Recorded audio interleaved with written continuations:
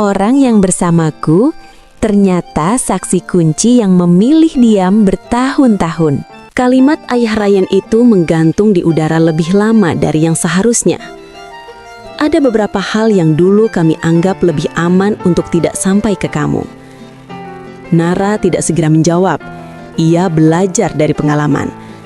Jawaban yang tergesa-gesa seringkali hanya menutup pintu lain. Aman untuk siapa? Tanyanya akhirnya. Ayah Ryan merapatkan bibir. Di meja itu tidak ada yang bergerak. Seorang wanita di sisi kirinya adalah istri pertama ayah Ryan. Wanita itu menunduk seolah sedang mengamati polar gambar piring yang ada di depannya.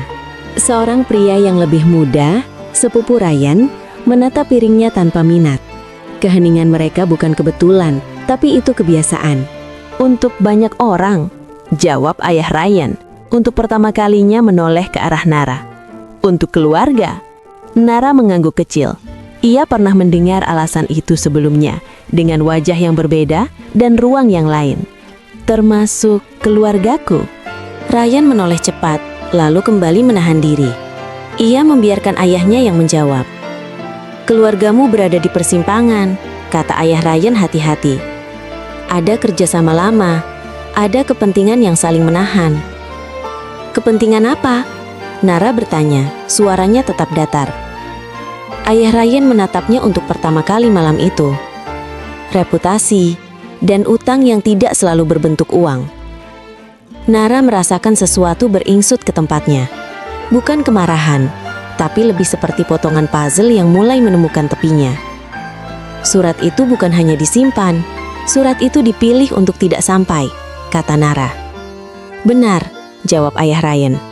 Karena kalau sampai, akan ada terlalu banyak yang runtuh. Termasuk pernikahan adikku, Nara menyela pelan. Tidak ada yang menyangkal. Nara menarik nafas. Ia menyadari satu hal yang pahit. Kebisuan itu bukan kelalaian, melainkan keputusan kolektif. Dan Ryan? Tanyanya kemudian. Posisinya di mana waktu itu? Ryan menjawab sendiri. Suaranya tenang tapi kaku.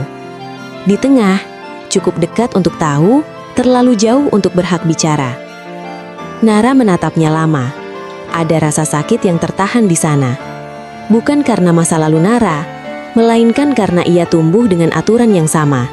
Diam adalah mata uang. Makan malam berakhir tanpa penutup manis.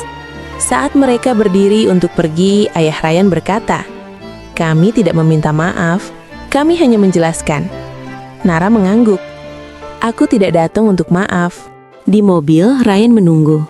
Nara menatap dengan tatapan kosong. "Ada satu hal lagi," katanya pelan. "Jika surat itu bisa ditahan, berarti ada orang lain yang membaca.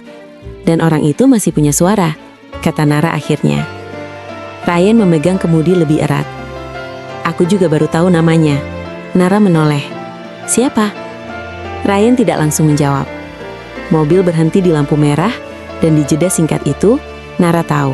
Nama yang akan disebutkan setelah ini akan mengubah arah semuanya.